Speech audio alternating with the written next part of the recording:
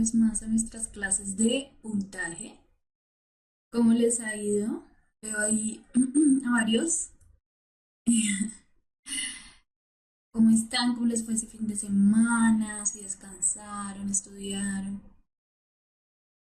Eh, Espero que les haya gustado las clases de la semana pasada. Pues esta semana otra vez comenzamos con clases. Recuerden que tenemos clases lunes, martes, miércoles y jueves. Los viernes no.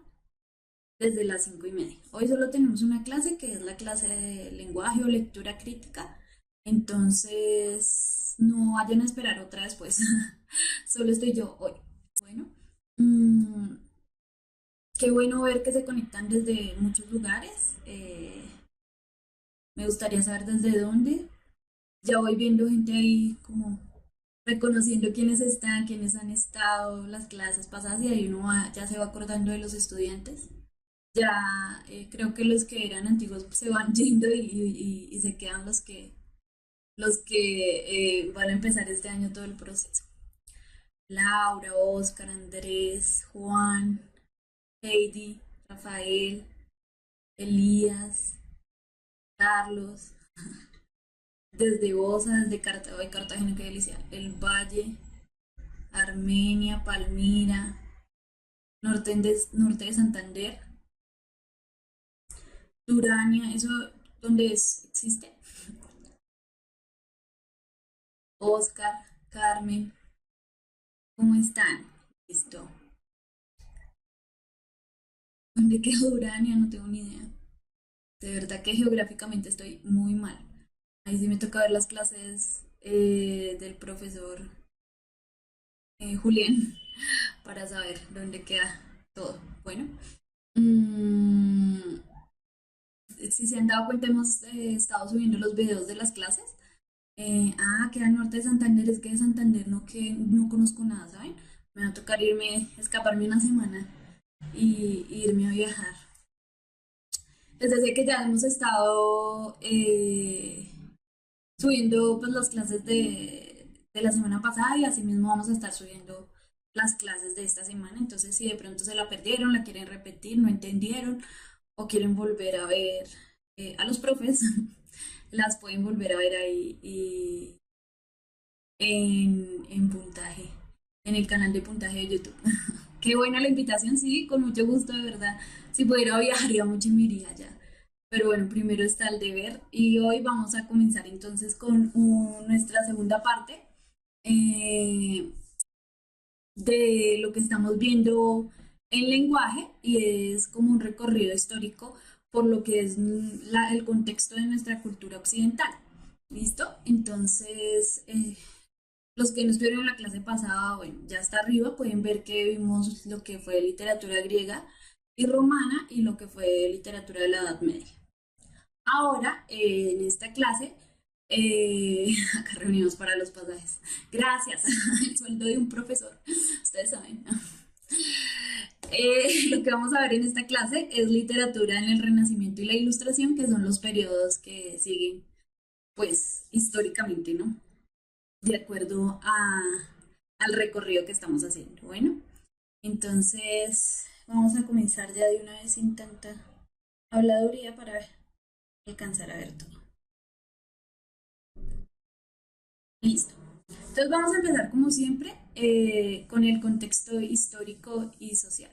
Bueno, de lo que sería el Renacimiento. El periodo del Renacimiento presenta algunos problemas al momento de definir su inicio cronológicamente, aunque muchos consideran que este periodo abarca desde el año 1350 hasta el siglo XVII. Hubo dos acontecimientos fundamentales que dieron inicio a esta época: la aparición de las primeras ciudades-estado y el protagonista de Italia en la producción literaria. Entonces, para los que no se acuerdan un poco de la clase anterior, nos habíamos quedado en la Edad Media que llamábamos la época oscura, sobre todo porque digamos que fue muy estática en su establecimiento social con lo del feudalismo. Entonces estaba el vasallo que rendía tributo al feudo y este rendía tributo con trabajo, ¿no? Y con sembrarle y producirle su tierra y el feudo a cambio pues le daba la estadía y la comida. Esa era la organización social. Estaban los nobles, la monarquía, eh, que estaban elegidos por Dios. El creer del mundo estaba sustentado en la idea central de Dios, ¿sí? Y digamos que eso se estableció por mucho tiempo ahí quietico, porque no había movimiento ni social, ni cultural, ni nada. Después con las cruzadas, pues ya que ya se hubo un poquito como de movimiento en el pensamiento y en las clases sociales, porque algunos no estaban de acuerdo con que el Papa o una persona que fuera, digamos, un hombre elegido supuestamente por Dios estuviera al mando de las decisiones de la iglesia. Entonces hubo ya una separación ahí como de la iglesia, que fue la iglesia ortodoxa, y eso ya dio movimiento también a que el sistema social y cultural pues cambiara un poco. Llegó entonces lo que se llamará la época del Renacimiento. Entonces, como se dice acá, es difícil definir su inicio cronológicamente, casi que usualmente todas las épocas es muy difícil decir, pues empezó este año, porque nada empieza radicalmente en un momento a otro, sino que todo se va dando casi que eh, de poquito a poquito. Y no me acuerden de la canción de Despacito, que siempre que uno dice esa palabra, bueno, ya. De ahí surgieron dos acontecimientos fundamentales que dieron, digamos, paso a esta nueva época. Primero, la aparición de las primeras ciudades-estados. Entonces, ¿qué fue lo de las primeras ciudades-estado? Fue que, como antes toda la concentración económica y digamos que social estaba en el campo, cuando se dio como ese movimiento de la iglesia, se empezaron como a mover todas esas estructuras sociales y culturales, ya el campo dejó de ser el centro de la concentración económica y social y pasó a ser la ciudad. Y ya vamos a ver por qué pasó a ser la ciudad. Eh, el caso es que ya se fueron concentrando y creando las ciudades que conocemos ahora y que darán paso también a lo que es hoy el modernismo y a que esté más concentrada la población en ciudades que en el campo. Y segundo, el protagonismo de Italia en la producción literaria, y no solo en la producción literaria, sino en la economía en general. Italia fue muy importante en la época del Renacimiento porque ellos fueron como los pioneros que pudieron dar dinamismo a esa nueva dinámica económica, dinamismo a esa nueva dinámica, eh, a través de una figura que se llama el burgués y que es muy importante para esta época del Renacimiento. Entonces, en el siglo de 13 y 14 hubo un gran crecimiento del comercio en las ciudades, lo que produjo que se mejorara la mercancía y que se consolidara un nuevo sistema ético en el que el interés por tener más ganancias predominaba, lo que produjo una nueva escala de valores estéticos. Bueno, entonces, ¿qué pasó acá?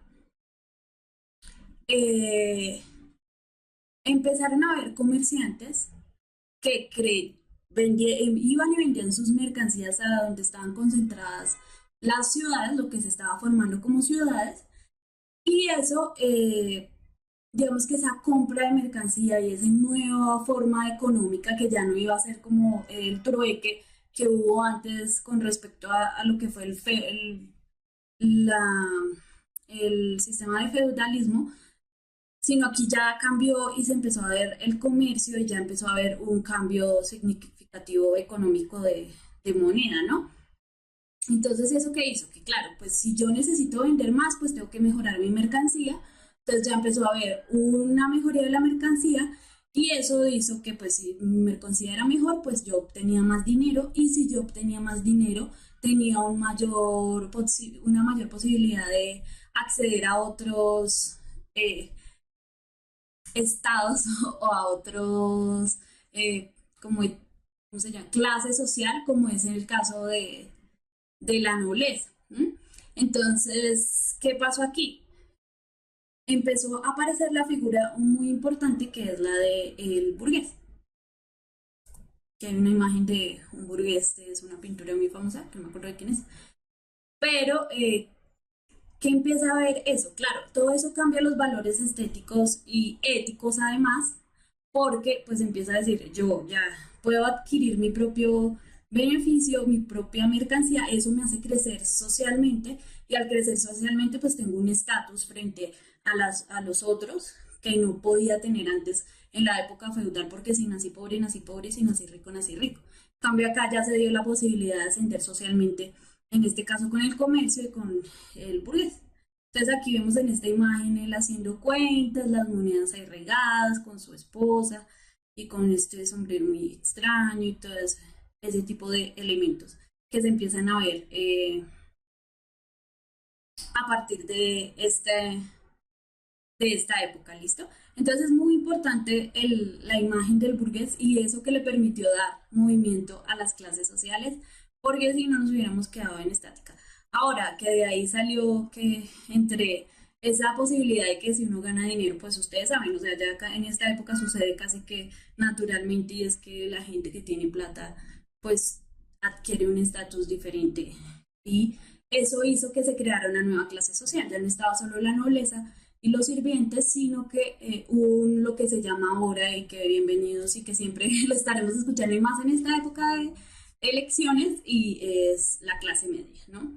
Entonces el burgués daba paso a esa figura de la clase media en la que podía tener poder adquisitivo y moverse socialmente. Y ahí quedó establecido a partir del Renacimiento. Eh, También otro elemento importante es la nueva concepción del mundo. Entonces, con la fundación de las primeras universidades que se dieron en la Edad Media fundó universidades, solo que estas universidades estaban enfocadas al estudio de la Biblia y de todo lo que tenía que ver con espiritualidad. Aquí en el Renacimiento, en las universidades se dio un cambio radical. Ya surgieron pensadores importantes como Galileo Galilei y Nicolás Copérnico, que yo sé que les sonará y espero que les suene y que sepan de dónde radica su importancia, que formularon nuevas explicaciones del mundo, la más importante, el descubrimiento de que nuestro universo no era geocéntrico. Entonces se dio esos descubrimientos importantes en lo que fue el conocimiento. Primero que la Tierra no era plana, entonces ya no estábamos en un mundo así plano. Y segundo, que nuestro universo no giraba alrededor de la Tierra, sino alrededor del Sol. Entonces, ¿eso qué hace? Que la heliocentrista, sí señor, que se desvincule un poco la figura de que el hombre es el centro de la Tierra, ¿sí? Eh, También un poco que Dios es el centro de todo, que era lo que creía la teoría de la iglesia, como dice Michel. Y otro elemento importante es cuestionar qué tanto conocimiento tenía el hombre en ese momento, ¿sí? Entonces, claro, creyendo como no sé cuántos siglos, como sí, 13 siglos que la Tierra era plana y de un momento a otro pues todo eso se derrumba, lo que se creía como cierto, entonces eso hizo que se cuestionara el papel y el conocimiento del hombre y las explicaciones frente a lo que sucedía. Además, otro suceso muy importante, y es cuando ya entramos todo lo que fue esta tierra americana, el descubrimiento de las Indias Occidentales, que produjo que se cuestionara el papel del hombre en el universo. Entonces aquí ya entramos ahí nosotros por un lado, lo que se llamará la conquista, y que, bueno, también vendrá a traernos a nosotros todo este pensamiento, eh, eh, de acuerdo a este pensamiento, pues, teológico más bien. Dice Danilo, la iglesia pasó a un segundo plano de acuerdo a su nivel de importancia. Bueno, es que la iglesia nunca ha estado, sí, digamos que sí pasó plano a un segundo plano, pero eso no quiere decir que los científicos no creyeran en Dios ni nada de eso. O sea, nada de eso tienen que creer ustedes, no. Los científicos creían en Dios, había una fuerte creencia por la Iglesia Católica, siempre hubo una creencia fuerte frente a los intelectuales inclusive, pero se empezó a ver la perspectiva del mundo desde otra forma, o a cuestionarse. ¿m? A decirse, bueno, no todo tiene que ser explicado por la Biblia ni por la religión, sino que tenemos que investigar y estudiar todo eso a luz de ver cómo Dios creó todo este universo, ¿sí? No es que se deseche la idea de Dios, es solo que se empieza a cuestionar y a preguntar la manera en que Dios hizo que funcionara este universo, pero está claro que Dios fue el que creó el universo, o sea, eso sí, no es lo que se empieza a cuestionar en esta época. Bueno, además de esto llegó otro importantísimo suceso que fue la reforma, que era lo que ustedes hablaban, creo que por ahí más arribita. ¿Qué es la reforma? Se conoce así la transformación ideológica que se dio en Alemania gracias a Martín Lutero, quien criticaba que la iglesia recibiera beneficios económicos de sus creyentes a través de las indulgencias. ¿Mm? Entonces, ¿qué eran las indulgencias? Para los que no saben, las indulgencias eran una forma de negocio, tal vez, de la iglesia en donde usted le pagaba a un clérigo, a un obispo, a un religioso de alta categoría para que le diera una indulgencia que era como un perdón frente a los pecados que usted hubiera cometido. Entonces, eso era una transacción, un negocio redondo en donde yo, claro, yo le daba plata a la iglesia y la iglesia pues perdonaba mis pecados. Con eso, Martín Lutero y todo lo que fue después el luteranismo empezó a tener cuestionamientos frente a eso y a decir que eso no estaba basado en lo que en lo que la Biblia predicaba. No había, no había un sustento religioso. ¿Mm? Sí, la iglesia siempre ha sido un negocio. Entonces, ellos dijeron, no, nosotros no estamos de acuerdo, la iglesia, la Biblia no tiene sustento sobre eso, no hay por qué pagar. Y lo que hicieron fue tener una discusión muy fuerte entre lo que fue Italia, España. España sobre todo siempre fue muy cerrado en ese sentido de la iglesia, y Alemania, y empezó a separarse el tipo de cristianismo que se predicaba. Este es una ilustración de un artista luterano que lo que muestra es como todo el negocio, como la empresa que se creó a partir de las indulgencias. Entonces era una crítica que se hacía socialmente. Entonces todo esto parece una maquinaria de empresa. De pronto ustedes no lo van a ver bien porque está muy chiquito, pero digamos aquí está como toda la gente, los santos, aquí se están recibiendo las monedas y como si fuera toda una cadena de producción para permitir el perdón y llegar al cielo, ¿no?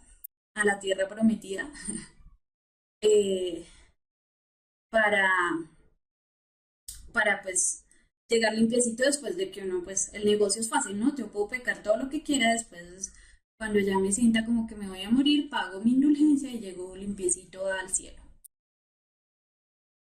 Entonces, sí, no me acuerdo bien de pero los anillos del infierno de Dante tal vez sí tiene algún castigo para eso porque es una crítica igualmente a ese tipo de negocio que tuvo la iglesia en esa época.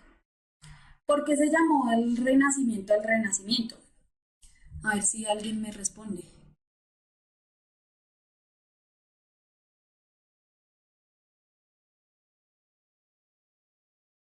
Y mientras tanto responde acá, Lucy Isnelda dice, pero los intelectuales consideran más la ciencia y la miran desde una perspectiva diferente. En época moderna sí, cuando llegue la ilustración, pero en Renacimiento no, porque de todas maneras hay un mundo regido por la religión y eso no se quita tan fácilmente como 13 años de religión fundada, 13 años, no 13 siglos, entonces pues siempre había una creencia científica, pero frente al conocimiento, religiosa frente al conocimiento. Entonces, muy bien, dice Alejandro, porque renacieron los valores griegos, porque renació la forma de pensar y pasó de ser teocentrista a antropocentrista, porque fue el renacer del hombre en su cultura y conocimiento, eh, porque se dio vida a Europa después del Imperio Romano, entonces retomaron cosas de la antigüedad, admiración por la belleza. Y David me trajo que lo de Wikipedia, no me pongan cosas de Wikipedia. Sí, entonces Se llama Renacimiento al Renacimiento porque se retoma todo lo que quería hacer del mundo, de lo que fue las eras clásicas que llamamos pues la griega y la romana, el imperio griego y el imperio romano, y se volvió un poco a eso que decían por ahí, a que el hombre fuera el centro del universo, ¿sí? A pensar un poco más en el hombre como ser que está, pero no solo en el hombre como centro del universo, y de ahí la diferencia de pronto con, con lo que fue toda la cultura griega y romana relacionada con Dios. O sea, ojo, no dejen esto de lado porque es que sí la iglesia y de todas maneras la religión dejó huella y eso no se va a quitar de un momento a otro. Entonces, era Dios, era el hombre al servicio de lo que Dios creó y a descubrir ese nuevo conocimiento. Ya después, con el paso del tiempo, sí se va a ver un cuestionamiento a la figura de Dios, a la existencia, pero en este momento, en lo que es Renacimiento, existe. ¿M? La Edad Media marcó y marcó mucho. Entonces es una nueva forma, claro, de volver a poner al hombre como centro de todo, pero ya no eh, solamente como paralelo a los dioses como sucedía en la Edad Media, porque en la Edad Media, en la Edad Antigua, en Grecia y Roma, porque pues como ustedes saben, en Grecia y en Roma habían demasiados dioses y los dioses, el Renacimiento fue después de la Edad Media, Rafael, sí señor. Por eso se llama también Renacimiento. Por eso la Edad Media es como lo oscuro. Y los dioses, acuérdense que en estos imperios eran diversos, ¿no? Y además tenían características humanas y tenían también pasiones humanas. Entonces, si ustedes leen la Ilíada, la Odisea o todos o este tipo de textos y de poemas épicos, se van a dar cuenta que los dioses van, ayudan a la gente de acuerdo a lo que le conviene si está en pelea con tal o con tal. Entonces se mueven mucho por sentimientos humanos. Aquí ya no, aquí pues estamos en una, digamos, religión monoteísta en donde está Dios y Dios no es para nada humano, aunque tuvo forma humana, sino que es alguien que tiene eh, un gran poder y que no se mueve por pasiones humanas, supuestamente. Entonces, esa es la gran diferencia, pero sí, lo importante es que se quiso retomar toda esa sabiduría, esa intelectualidad de que tuvo el imperio griego y el imperio romano. Bueno, se me perdió. ¿No? Acá está. Listo. Ahora vamos a ver el contexto literario en el Renacimiento. ¿Cuáles fueron los cambios que se dieron a partir de este contexto que les acabo de pintar así muy rápidamente? Primero se dio el humanismo, que por ahí me lo estaban diciendo algunos. Exactamente en esta época surgió lo que se llama el humanismo. Aquí está Francesco Petrarca, fue un poeta, digamos como una referencia a eso. ¿Y qué es el humanismo o cómo se dio el humanismo en esa época? Son estudios dignos del ser humano. Como decíamos, volvimos a, a tener al hombre como referencia central del mundo y se crearon por intelectuales que se dedicaron a traducir las obras griegas y al estudio de la gramática, retórica, poesía, historia y filosofía. Entonces, ¿qué hicieron ellos? Claro, durante la época de, de la Edad Media, ustedes se acuerdan que no, ahora sí, un Quijote, todavía falta para el Quijote. Ustedes se acuerdan que todo era escrito en latín porque el latín era como, digamos, la lengua por- de alta categoría, ¿no? ¿Qué pasó con esta transformación? Empezaron a transformar todas esas obras griegas, griegas y romanas, y cuando digo griegas es porque los romanos pues, cogieron obras de los griegos y entonces de esas obras de los griegos entonces también llegaron en latín y del latín entonces estos humanistas empezaron a traducirlas a lenguas vulgares, lo que llamarían lenguas vulgares de cada una de las provincias de lo que después serían los países de Italia, Francia, España, ¿listo? Entonces, A partir de ellos se dedicaron a traducir todas estas obras para que estuvieran al alcance, pues no solo de la gente, sino de, ay, niños, se me olvidó una cosa, no solo de la gente, sino que se mantuvieran, se me va a descargar el celular del computador, sino que se mantuvieran y además a estudiar la creación, lo que se llamaría después ciencias humanas, que es la gramática, el estudio de las lenguas ya como tal de cada uno de los países donde surgían, la retórica que vino con los filósofos, Sócrates, Platón, Aristóteles, la poesía, historia y filosofía, todo lo que tenía que ver con letras. Ay, espérenme, muchachitos, un momentico que se me olvidó conectar el computador y se va a descargar. Siempre me pasa. Pero ya vengo.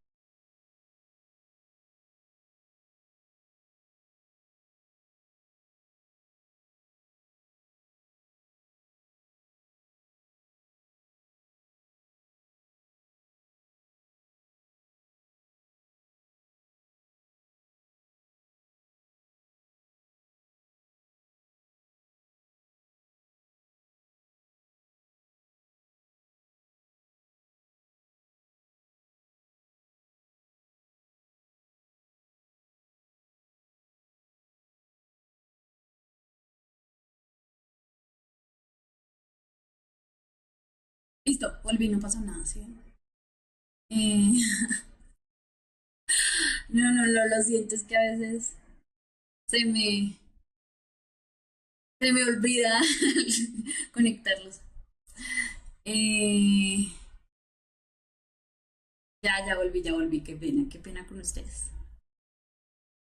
Entonces, ahora sí, bueno, eso fue lo que se creó como el humanismo, que ya fue como la corriente que se empezó a dar y si ustedes se dan cuenta, antes en el Imperio Romano y Griego, como que todas las ciencias estaban en... No había una diferencia entre ciencias humanas y ciencias exactas, por decirlo así, sino que lo que eso sí, denle like para que la profe no se le olvide conectar el cargador del computador, sino que pues todo, ustedes se dan cuenta que Aristóteles, Platón, Sócrates, Eurípides, bueno, todo, se concentraban en todas las ciencias, los manes miraban de todo, ¿no? Entonces ellos miraban la Tierra, sobre ¿cómo se llaman? Los elementos del mundo, todo eso, se estudiaba todo, ¿no? Lo que uno debería hacer en esta época y no hace, que es ser experto en muchas cosas, y además en la filosofía, en la literatura y todo, ¿listo? Ahora, ¿qué pasó? Pues en esta época del Renacimiento, ahí sí, Andrea, ya estamos cerca a cuando se creó la enciclopedia. Con eso el humanismo lo que hizo fue como separar el conocimiento, ¿sí? Como hacer categorías del conocimiento y el humanismo es una cosa muy importante y es ahora para los que quieren estudiar ciencias humanas, de ahí es de donde viene lo que se llamó el humanismo. Otro elemento importante y que ustedes se van a decir, ¿les han puesto a hacer ensayos? Les ha tocado hacer ensayos en su época escolar? Que espero que sí, porque eso es muy importante para la universidad. Pues, señores, les presento al culpable de eso. ¿Quieren saber quién es el culpable de que se creara los ensayos? Pues sí, muchos sí, sí, no, Ángela, no toca que hagas ensayo, aunque creo que tú estás en noveno, bueno. Bueno, pues el culpable de que se crearan los ensayos como género es Michel de Montaigne y eso se creó por una característica muy importante que se dio en el Renacimiento y es el énfasis en la individualidad. Entonces, ¿qué pasó con esto? Surge la idea de relación entre autor y su obra. Esto quiere decir que se distingue al sujeto como alguien que interpreta el mundo desde un punto de vista único e irrepetible. Ay, Ángela, yo pensé que estaba mal. Entonces está muy mal. Tienes que ponerle a hacer ensayos, o aunque sea leer uno que otro ensayo. Mm, ¿Qué pasó con esto? Si ustedes se dan cuenta antes, cuando se hacían poemas épicos y líricos, lo que sucedía era que una musa venía e inspiraba al que cantaba esta obra, pero él no era un autor como tal ni un sujeto que pensara esto. Lo mismo sucedió en la Edad Media. En la Edad Media entonces era una inspiración divina o era una enseñanza clerical, pero no había un pensamiento plasmado por el sujeto, por alguien, que decía, bueno, yo quiero expresar lo que yo pienso y lo que voy a decir desde mi punto de vista. Entonces, ¿qué pasó acá? Aquí ya se vio al hombre como un ser pensante individual que no hace parte solo de una colectividad religiosa y de un pensamiento, digamos, como fue el imperio y la religión católica, sino que aquí ya el autor empieza a verse como un individuo y aquí ya es como cuando se empiezan a firmar las obras con un autor en particular.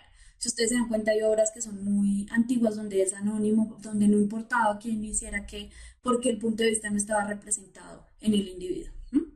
Aquí sí. Entonces aquí es donde este señor, Michel de Montaigne, se pone a hacer ensayos sobre lo que hay en la vida, sobre los mentirosos, sobre el sueño, sobre... Los ensayos de hecho de Montaigne son muy graciosos, eh, donde él pone su punto de vista frente a lo que cree y da su visión de mundo. Entonces de ahí surge lo que se llamará el ensayo después, bueno, como categoría ya de texto. Y por último tenemos el drama moderno de Shakespeare, que pues, quien no conoce a Shakespeare, durante el Renacimiento se da paso a una nueva rama teatral, el drama. Ajá. Teníamos tragedia y teníamos comedia, pero no teníamos drama como tal.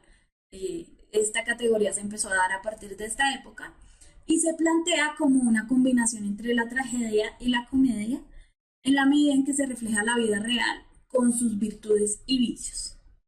Además, una particularidad muy importante, está escrita para un público variado. Entonces, ¿qué pasa? Antes estaba la comedia y la tragedia. Entonces, la tragedia narraba sobre personajes épicos de alta categoría que tenían un destino que debían cumplir y usualmente esto te terminaba mal. La comedia hablaba sobre cualquier paisano, cualquier habitante del pueblo que le sucedían cosas insignificantes y que causaban gracia y además terminaba bien. ¿Qué pasó acá? Y se dice más o menos una combinación, es porque no es que se traten temas graciosos, simplemente, ¿no? De hecho, casi que todas las comedias, las obras de Shakespeare son un poco trágicas, pero se baja un poco de categoría a los personajes. Y cuando digo se baja de categoría, no quiere decir que se hable solamente de personas comunes, sino que empieza a afectar a las personas que serían los reyes o los ayudantes de los reyes, se empiezan a afectar con sentimientos humanos, que va muy de la mano de lo que sería también el énfasis de la individualidad y lo que nos une como hombres, esa mirada antropocéntrica. Y es que pues digamos, las obras de Shakespeare tienen esa característica y por eso son tan famosas, y es que ellos muestran los sentimientos y las emociones humanas, siempre y le van a suceder a todo el mundo. Si hay algo que tenemos en común, nosotros, seamos de la clase social que seamos, seamos de la época que seamos, seamos de la época de Shakespeare, seamos de la época moderna, seamos de la ilustración, de lo que sea, es que nos afectan las mismas emociones humanas, que son el amor, el temor a la muerte, la soberbia, todo eso, ¿listo? Entonces eso fue lo que marcó la diferencia para poner el drama, que empezó a haber un acuerdo común entre, entre el ser hombre y que tiene una relación que afecta a todos, no como en los griegos, que ellos eran reyes que solo se dejaban afectar por lo que era eh, el, lo que estaba destinado al mundo y eran un héroe. No, todos aquí ya somos humanos y ahí es cuando se iguala y por eso las obras de Shakespeare son tan importantes y tan reconocidas, ¿listo? Y además está escrita para un público variado. Aquí ya empezaron a reunirse todas las clases sociales. ¿Eso qué quería decir? Antes yo les decía, había unas obras, las tragedias se representaban para los nobles, las comedias se representaban para el pueblo y entre ellos dos pues no habían representaciones conjuntas. ¿Qué pasó con el Renacimiento? Como se empezó a mover los parámetros de la sociedad y ya empezó y se metió lo que fue el burgués y la clase media, entonces pues ya empezó a haber como más una conexión entre lo que fue la nobleza y lo que era el pueblo, digamos así. Y empezó con la creación del teatro a ver público variado.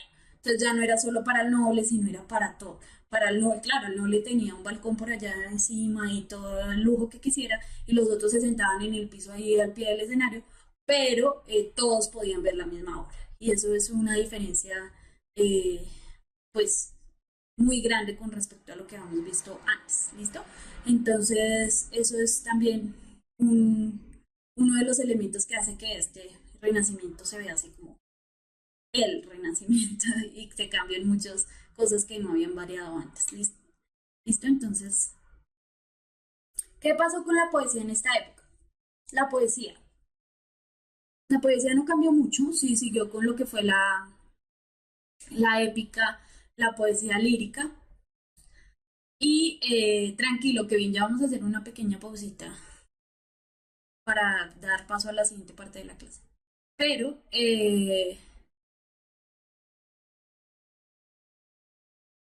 sí, María Paula. De igual manera siempre hubo exclusión, no quiere decir que todos eran, pues siempre ha habido exclusión, de hecho en esta época lo hay.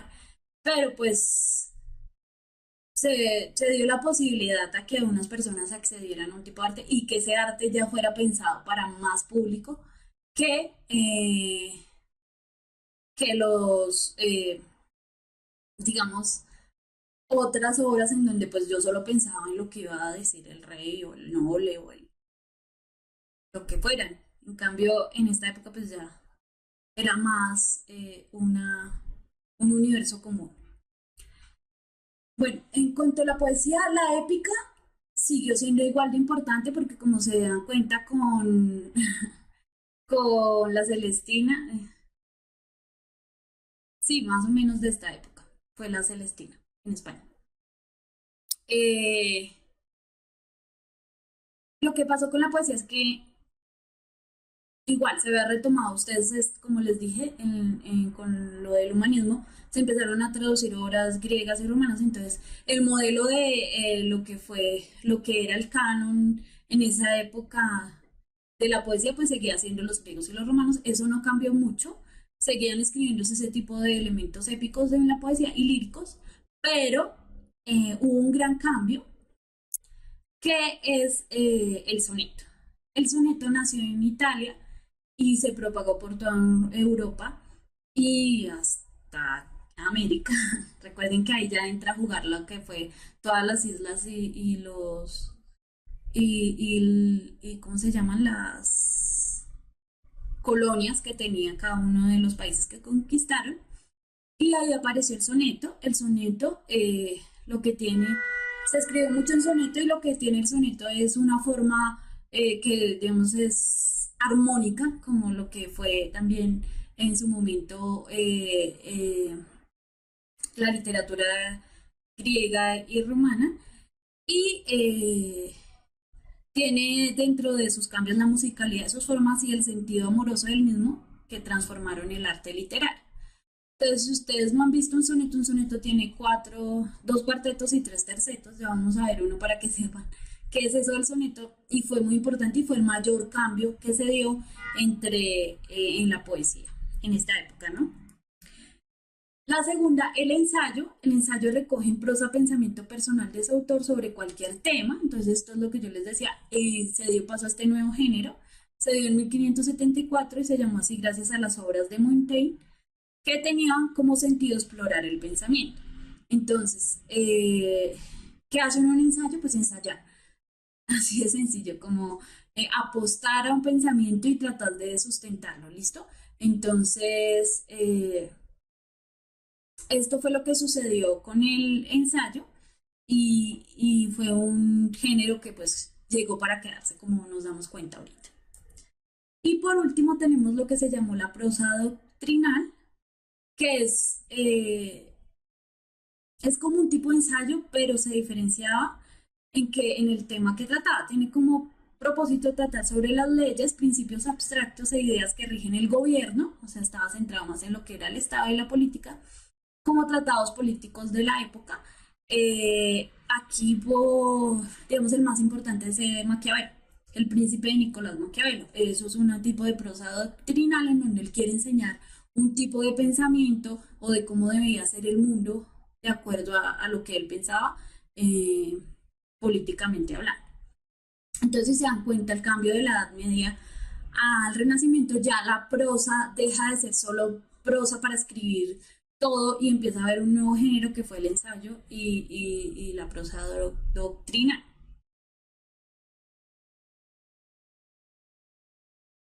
Sí, más o menos, Vainé quiso retomar cosas antiguas griegas y algunos elementos clásicos y que había hecho que la cultura griega y romana fuera con tanto esplendor.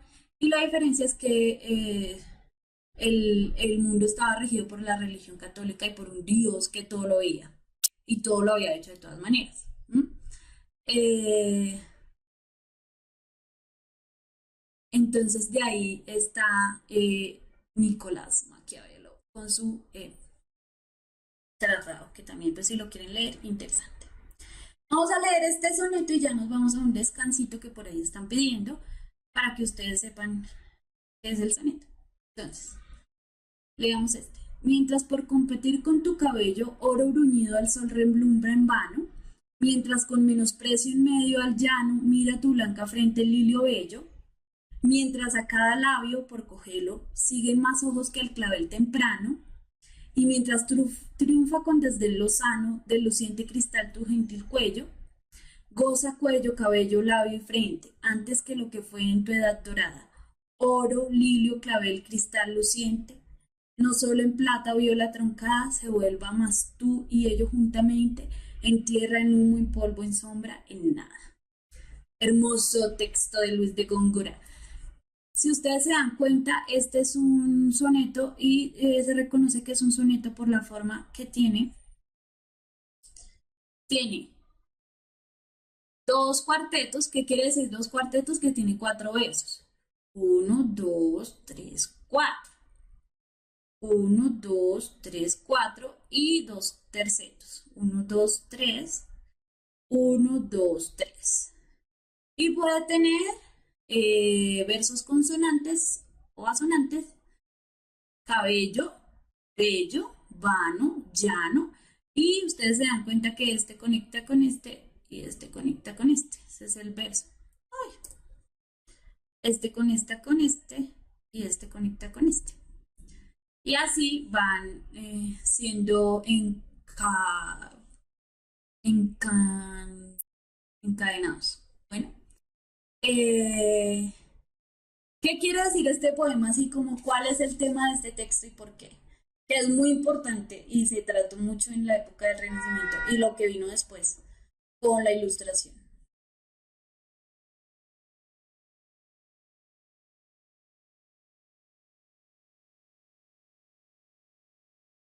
Ahora, recuerden qué pasaba. Claro, pues había más educación en una clase social y además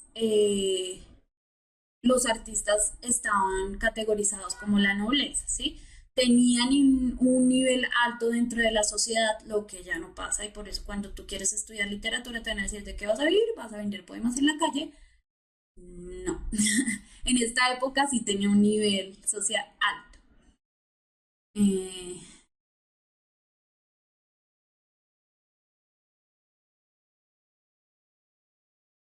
el desarrollo de la imprenta viene ahorita, ya despuesito. Esto no es romanticismo. Bueno, tiene algunas tocas, pero ya vamos a ver después qué es del romanticismo.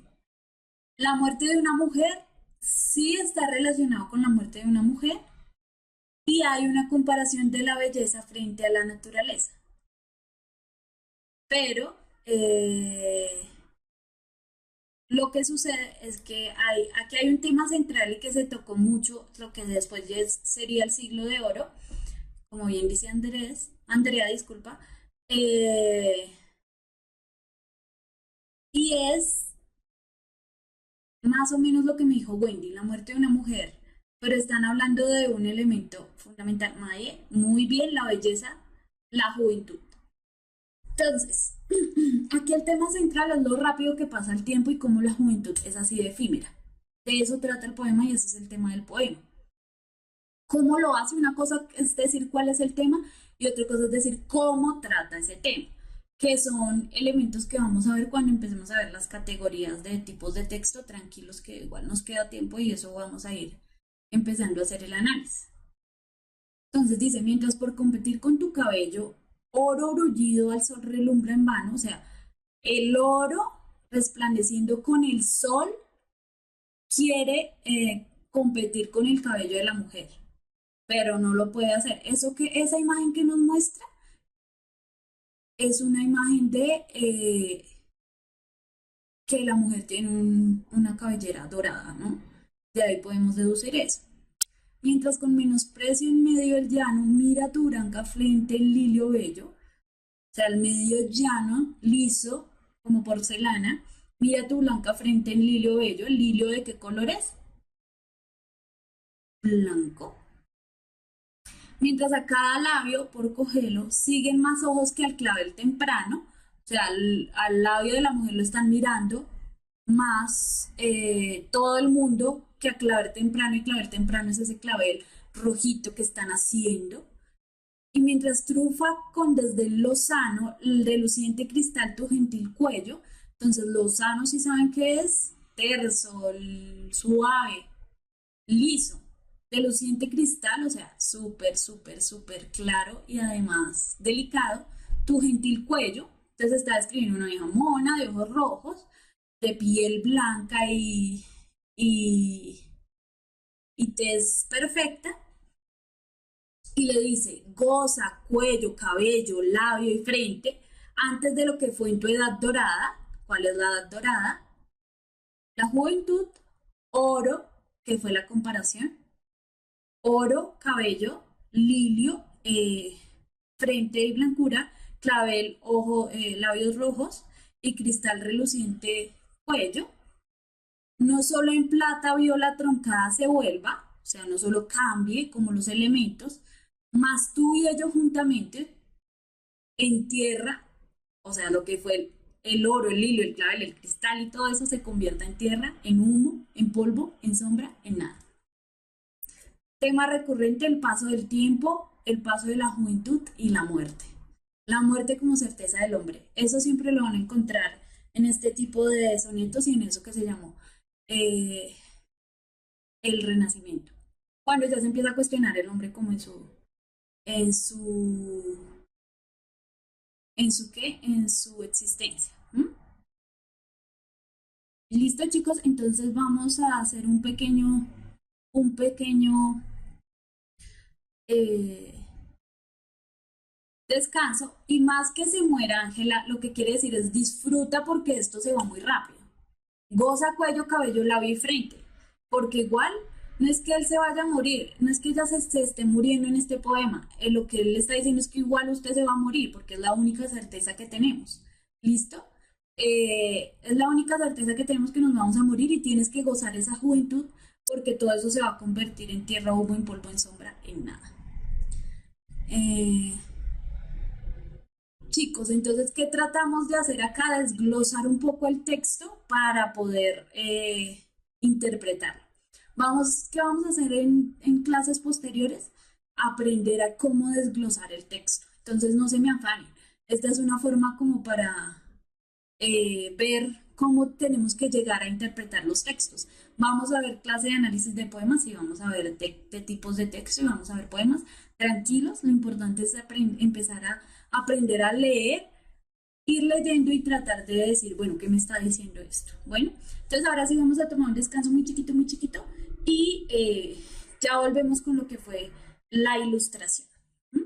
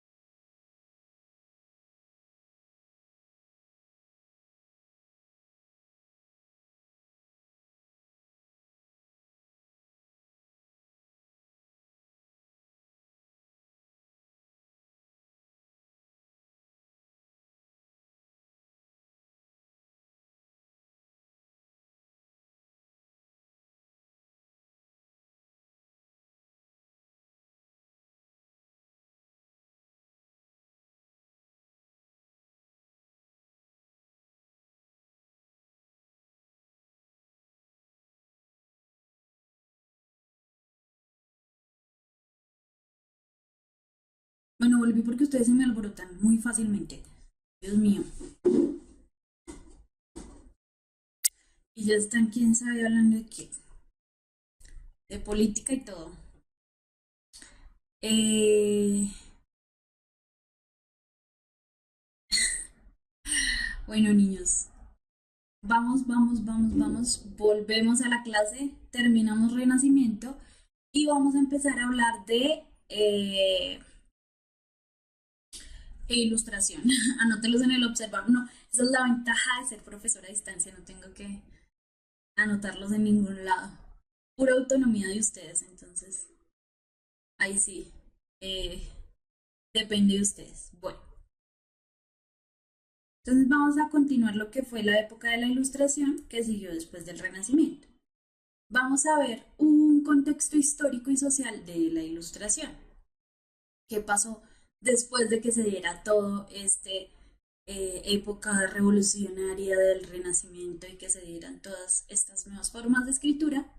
Pues llegó lo que se llamó la edad de la ilustración y de la que ustedes me han estado como botando pistas de para saber en qué época fue, en qué época fue, en qué época fue. ¿Cuándo empezó esto?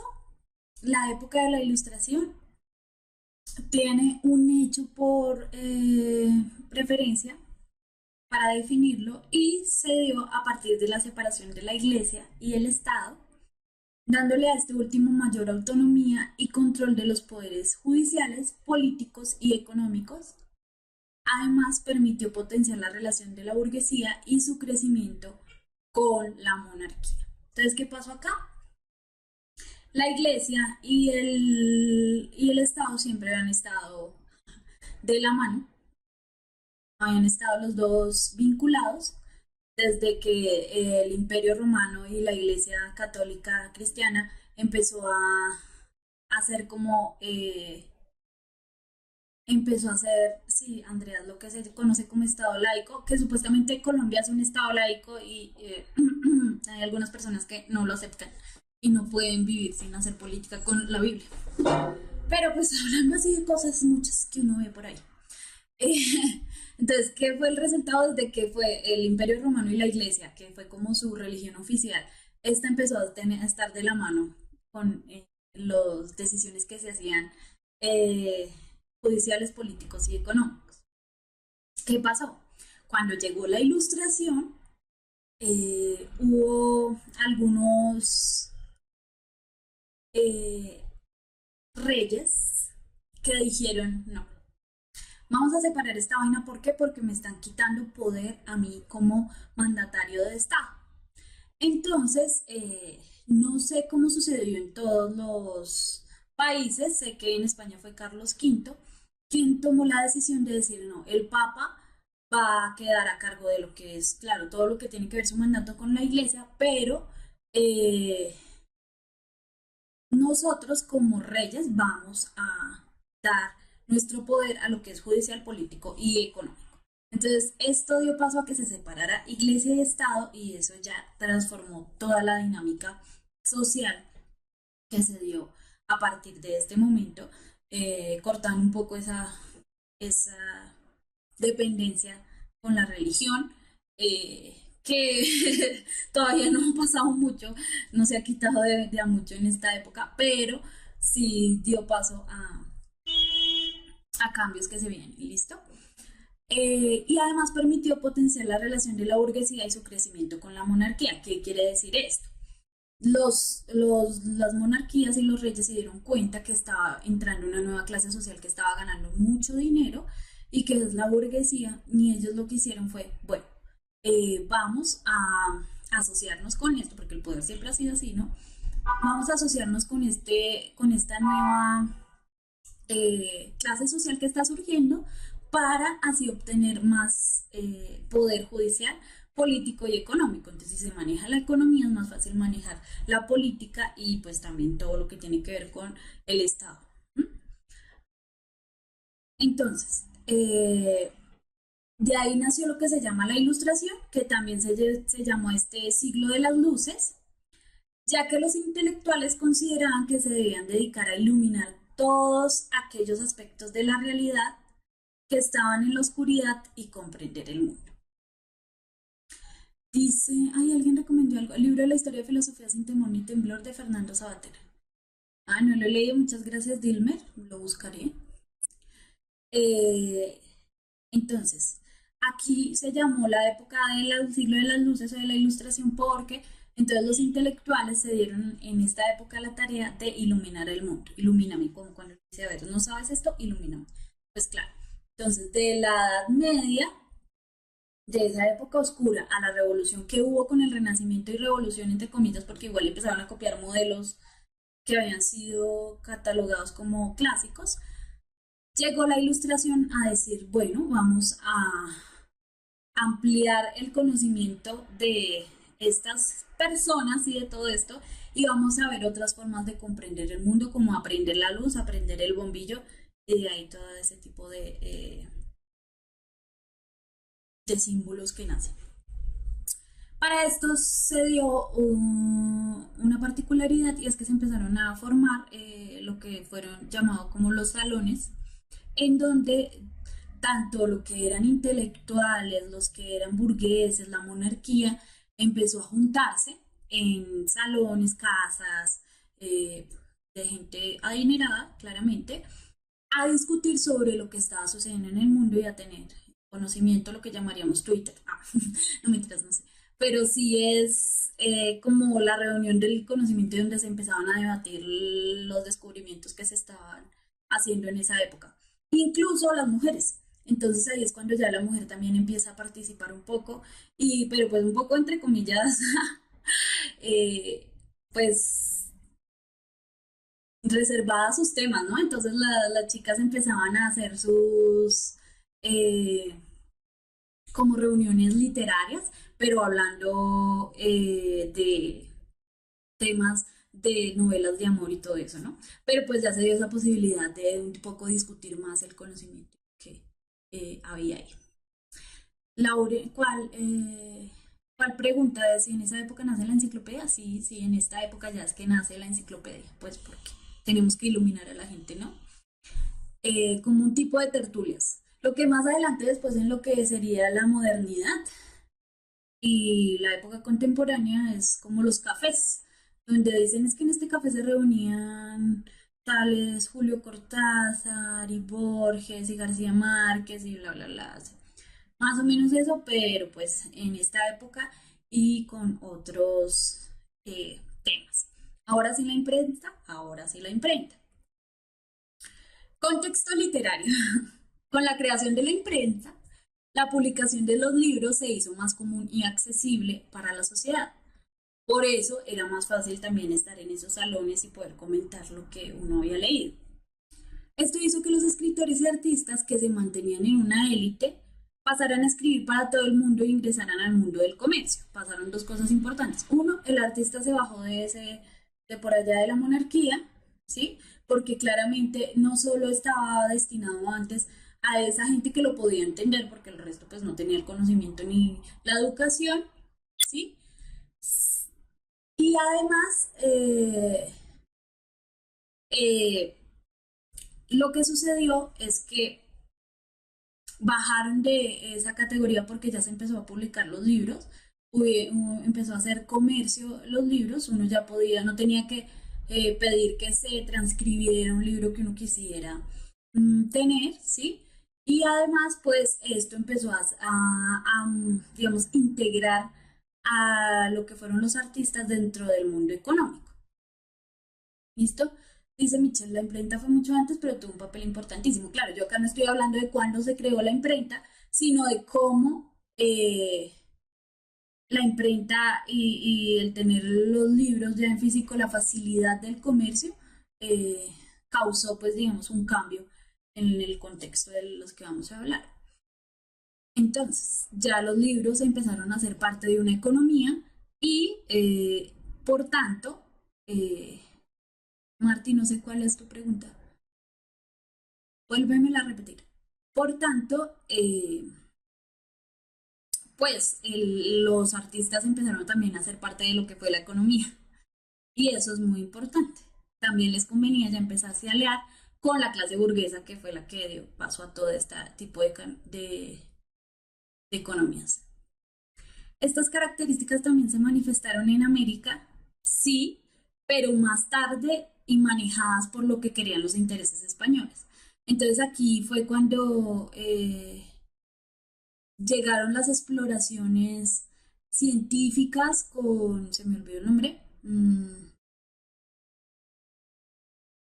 a explorar todo lo que fue, todas las, ¿cómo se llama este señor de la botánica?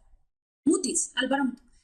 eh, Él empezó a traer expediciones para conocer aquí el mundo porque dijeron, bueno, oiga, tenemos todo un mundo nuevo allá, que en vez de estarlo, digamos, persuadiendo un poco de lo que nosotros creemos, tenemos es que ver qué hay allá y qué nos pueden ofrecer ellos. Entonces América empezó a hacer no solo José Celestino Mutis, eso, gracias. Yo es que por allá hablando, quién sabe qué, Mutis, eso. Ya América, antes América, en la Edad Media y un poco en el Renacimiento, era como la cárcel, como el donde estaba toda la porquería humana y los que se iban allá, si no iban a ser reyes o todo eso, eran como ser castigados, enviados a América. ¿Qué pasó con esta época de la Ilustración? Ya empezó a ver como otra forma de ver el mundo y dijeron, ya como lo más malo del mundo es las tierras americanas, sino es una oportunidad de descubrir nuevo conocimiento porque cambió el pensamiento y entonces América empezó a ser como un lugar para exploraciones, para descubrir más cosas. Eso fue lo que pasó en esa época en América. Claro que acá en Colombia pues la creación de universidades y todo eso fue un proceso mucho más largo y más difícil de lo que fue en México y en Perú, y por eso un poco el atraso en lo que fue como tanto la independencia como volver a darle como una identidad a lo que fue el pueblo colombiano. Eh, sí, dime, también fueron no solo renovación literaria, sino pues tratados políticos. Eh, Bueno, yo no sé qué relación existe entre los Illuminatis, pero eso era como una secta que se creó frente al conocimiento y a lo que era estar más allá de la creencia religiosa y de un grupo élite que tenía una perspectiva diferente y un conocimiento diferente frente a lo que estaba en ese contexto del pueblo. Eh, bueno, la primera universidad fue la del Rosario precisamente, fue la de los... eh, se me olvida todo cuando estoy en esta casa de los de San Bartolomé, jesuitas. Los jesuitas fueron los que crearon toda la educación en este país. Aunque después los expulsaron, entonces por eso es que hay brechas ahí. Eh, bueno, ya, me distraje con sus preguntas. Eso, los jesuitas, que a mí se me olvidan todas las palabras cuando llego a esta clase. Después les hago una clase de qué pasó con la educación acá en Colombia y cuál fue el papel de todas esas religiones. Porque si algo tiene de importante la religión y todo eso es que acá fue como la forma en que llegó la educación. Entonces, listo. Entonces eso pasó con el contexto literario y aquí es donde aparece la enciclopedia. La enciclopedia, que la enciclopedia fue todo un plan que hicieron los intelectuales del siglo XVIII. Tenían como interés no solo descubrir la verdad, porque pues claro, acá lo importante siempre era descubrir la verdad y la verdad, sino difundirla. Por tal motivo se llevó a cabo la publicación de lo que se llamó la enciclopedia, que pretendía a través de 27 volúmenes divulgar todo el conocimiento humano. Este era liberal y tolerante, entonces aquí ya nos estamos alejando un poco del dogma de la iglesia y de las publicaciones todas relacionadas con Dios, sino que empezó a haber como una ampliación del pensamiento, ¿listo? Eh, y mm, el principal, digamos, como el que se apoderó de todo este trabajo de la enciclopedia fue Diderot. Diderot fue uno de los más importantes escritores y que se dio la tarea, porque claro, Aquí hubo censura y hubo censura de todas, no crean que, que fue así como de fácil, ¿no? Claro, la iglesia trató de censurar la enciclopedia, pero se logró sacar. Su escepticismo, su énfasis en el determinismo científico y, y sus críticas a los abusos de las autoridades legales, clericales y judiciales de la época hicieron de ellas una de las mayores influencias para lo que sería la Revolución Francesa. Bueno, que de ahí ya viene lo que también sería la revolución industrial y el cambio a la edad moderna, ¿sí? Entonces, profe, desde ahí ya se puede ver la separación científicos e iglesia. Sí, a partir de ahora ya el pensamiento cambió y se empezaron a dar como una separación entre lo que era la racionalidad, ¿sí?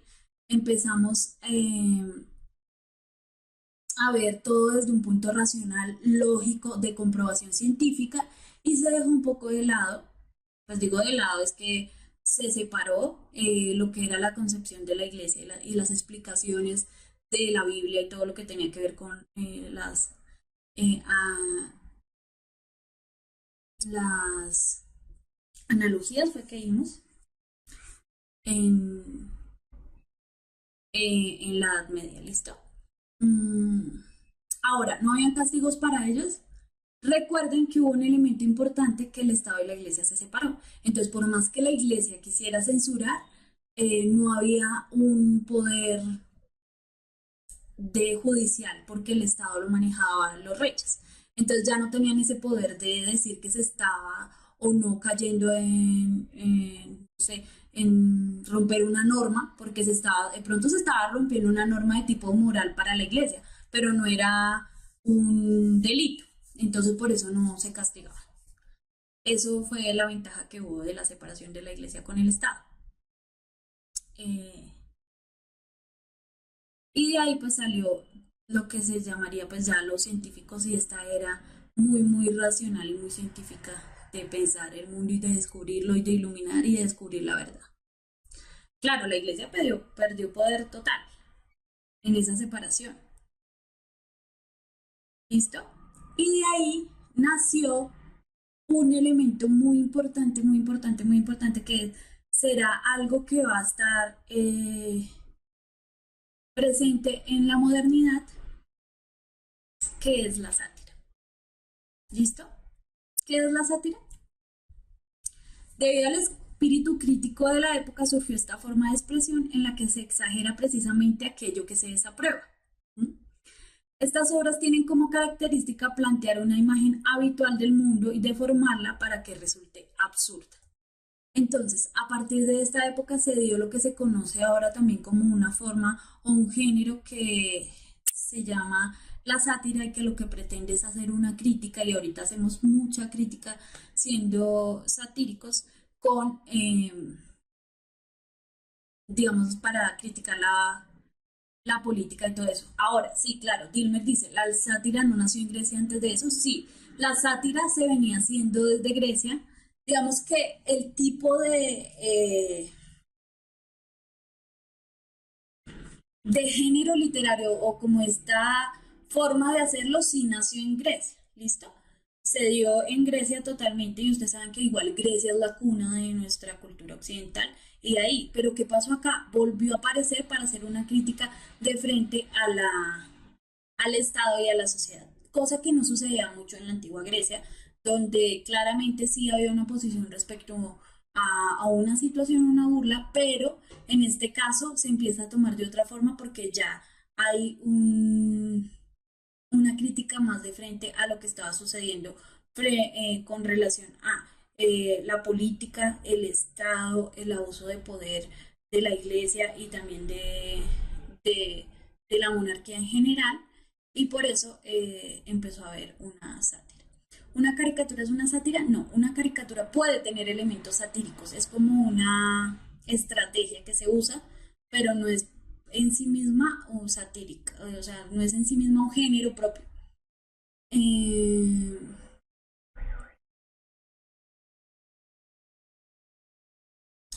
¿Cómo se escribe el nombre del Señor? ¿Cuál Señor? ¿El Señor Dios?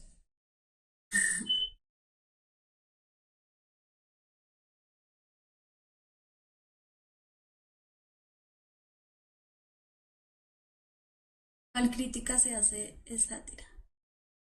La sátira sarcástica sí se va un poco eh, a esa cuestión y ya vamos a ver un ejemplo. Tranquilos que les traje un ejemplo para que ustedes sepan cuál es la sátira y lo que quiero que sepan es que sí, es, gracias, Faber. Una sátira puede usar cualquier tipo de texto, sí. Es como una estrategia, es como yo decir, yo puedo usar una metáfora en cualquier tipo de texto. Yo puedo usar una metáfora en un texto argumentativo, así como puedo usar una metáfora en un poema, así como puedo usar una metáfora en un cuento. Depende del propósito que yo quiera lograr. Entonces hay estrategias que se usan en diferentes tipos de texto y que es importante aprender a reconocer como estrategia y no como tipología, porque eso hace que entonces uno se confunde y uno dice, no, entonces una sátira es solo para una caricatura y punto, o para un ensayo y punto, no. Es, es una forma, claro, uno puede hacer crítica a través de un cómic, ¿cómo no? Que puede suceder. De hecho, hay muchas películas de Marvel en donde se hacen sátiras entre ellos mismos, entre los superhéroes que existen, para burlarse de la creación que hay de ese mundo. Y eso hace que sea más rica la historia y que uno se ríe. Deadpool es una prueba de ello, de ese héroe que se está burlando de que supuestamente es el que debería eh, como renovar la paz del mundo y lo que hace es totalmente distinto. Revuelve el avispero, diría uno. Entonces, depende de cómo se use la sátira, eh, puede aparecer en cualquier tipo de texto.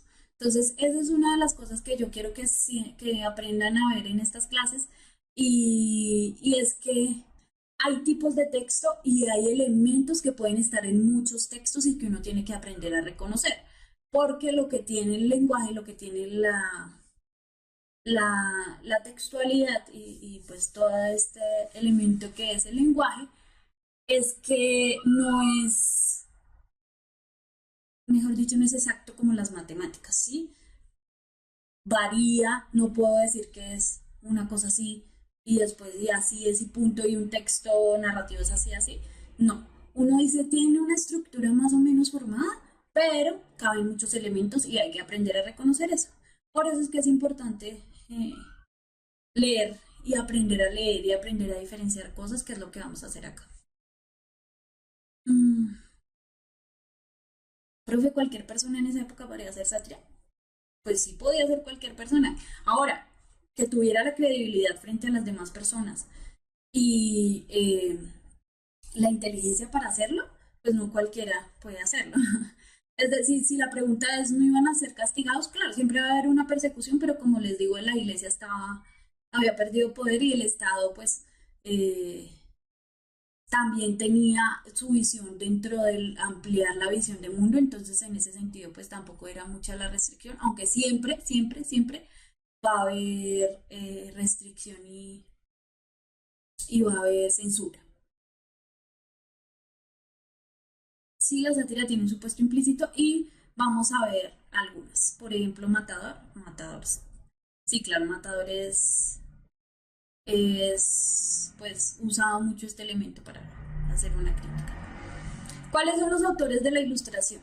Y aquí ya nos vamos a autores porque los géneros van cambiando. Ya no les puedo decir, bueno, poesía cambió esto, prosa cambió esto y ya no sé qué, porque se empiezan a diferenciar ya autores que tratan un tema, una estrategia y una forma de ver a través de tipos de texto.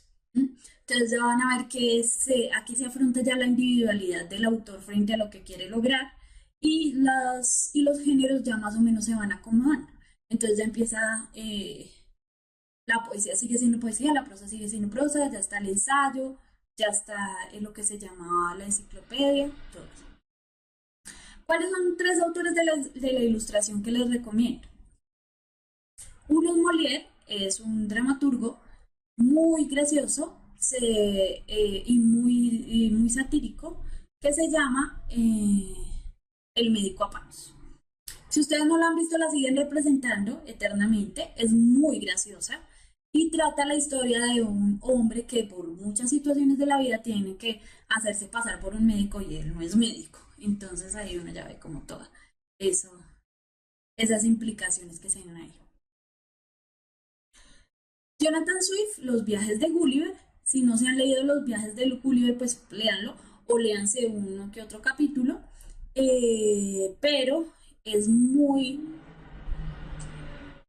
divertida la forma como escribe Swift y cómo hace esa crítica. Mejor dicho, por preferencia, la persona satírica es Jonathan Swift. Y uno tiende con los viajes de Gulliver lo han tendido a confundirlo como historias para niños y nada más alejado de la realidad. Y Pierre de hecho de los de la Clos, que no tengo ni idea de cómo se pronuncia eso, se llama Las relaciones peligrosas y este es un libro de amor.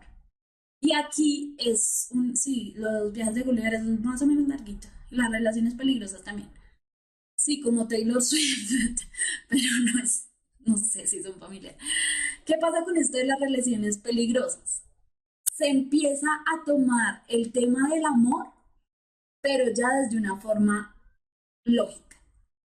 Entonces, en este libro, que es escrito a través de cartas, ¿sí? Los capítulos son como cartas.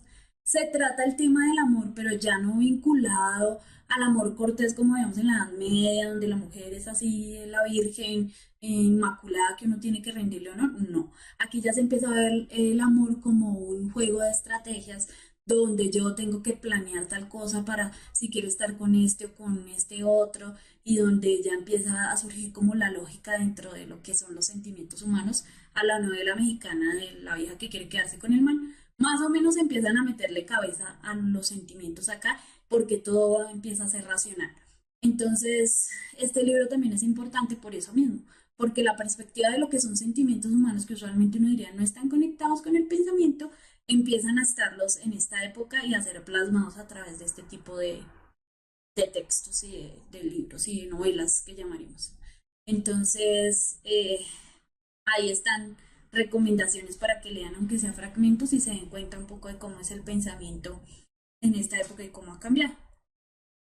Vamos a ver un fragmento, dos fragmentos de los viajes de Gulliver para que ustedes se den cuenta cómo está la sátira acá incluida.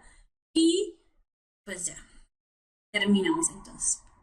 Dice, está hablando del mundo al que llegó Lilliput, eh, y habla de su cultura, ¿no? Él está haciendo como un informe para el gobierno de lo que está viendo allá en ese mundo que es Julio. Dice, entierran sus muertos con la cabeza para abajo, porque tienen la idea de que dentro de 11.000 lunas todos se levantarán otra vez, y que al cabo de este periodo la Tierra, que ellos juzgan plana, se volverá de arriba abajo y gracias a este medio, cuando resuciten, se encontrarán de pie. Los eruditos confiesan el absurdo de esta doctrina, pero la práctica sigue en condescendencia con el vulgo. Aquí que está criticando mi querido amigo Swift. Lo hemos visto claramente.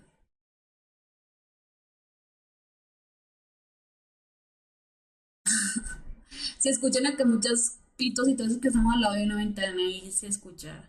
Y hay una obra cerca y es Bogotá y siempre hay caos.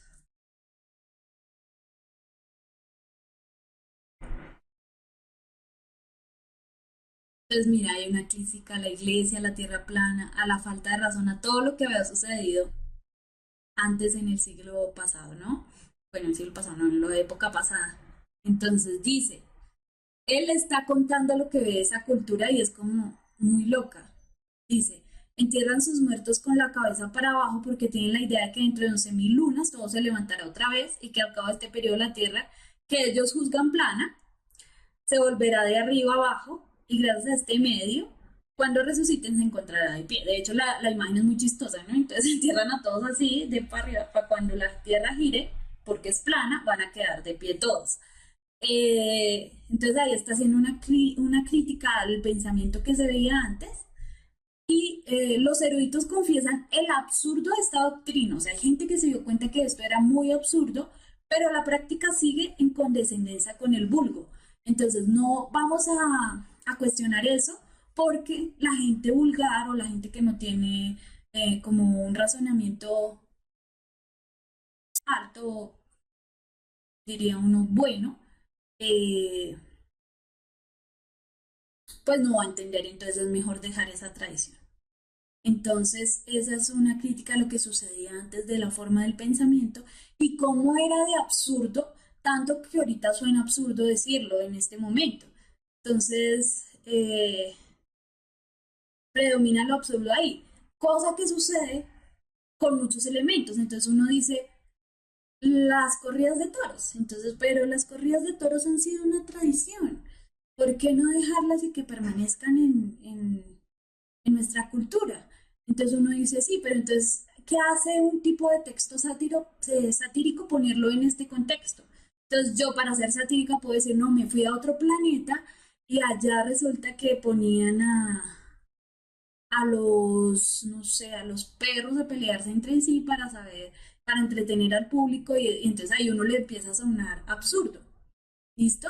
Esos son como ponerlo desde otra perspectiva y como fuera de lo que es la costumbre y la cultura de uno para que uno diga, oye, no, esto no está bien. Entonces, eso es lo que sucede con este tipo de sátira y que se da mucho en la crítica a veces de los libros eh, dentro de esa perspectiva para cuestionar elementos que están sucediendo en la época en que uno vive. Y este es otro fragmento, vamos a leerlo y ustedes me van a decir qué tal les parece y si no les suena. Ahí lo voy a tapar, ¿sí? Pero pues lo voy a leer. Dice, al escoger personas para cualquier empleo se mira más la moralidad que las grandes aptitudes, pues dado que el gobierno es necesario a la humanidad, supone allí que el nivel general del entendimiento humano ha de convenir a un oficio u otro, y que la providencia nunca pudo pretender hacer de la administración de los negocios públicos un misterio que solo comprendan algunas personas de genio sublime, de las que por excepción nacen tres en una misma época.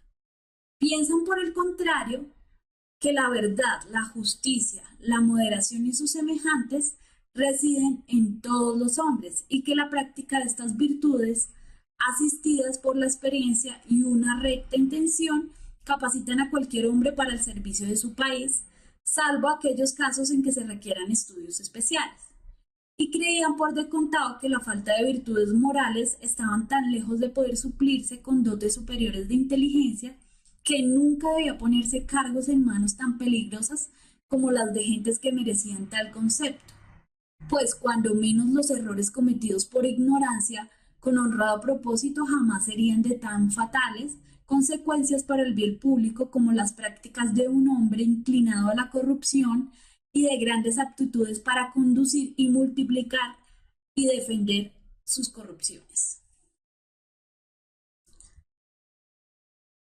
Si ustedes no se dan cuenta y aquí yo de pronto les estoy tapando un poco de lo que es el texto, se está hablando claramente, para que estuvieran hablando de Colombia, Dios mío.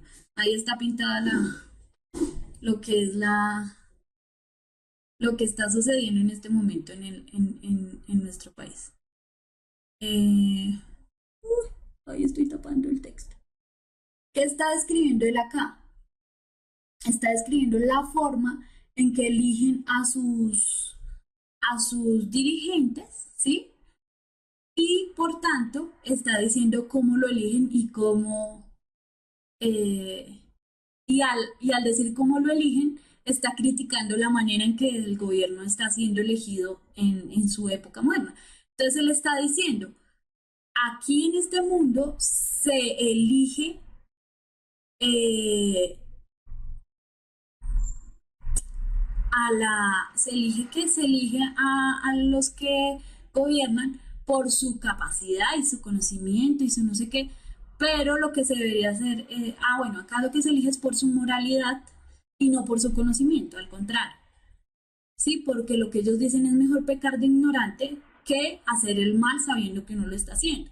Entonces, para ellos, como se elige a quien lleva el pueblo, es alguien que sea recto, de moral clara y concisa, que si comete un error lo hace por ignorancia y no como en otros lugares o como en otra posibilidad, y es que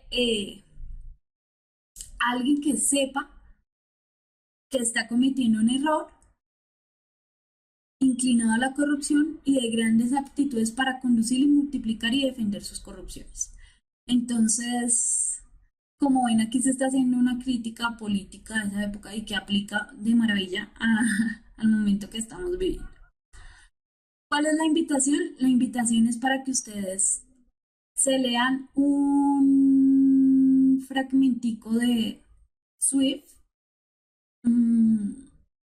para lo que ustedes se den cuenta un poco cómo se maneja la sátira aquí, y pues los textos que les dije que revisaran un poquito, así sea una parte para que ustedes se den cuenta un poco el cambio que se da.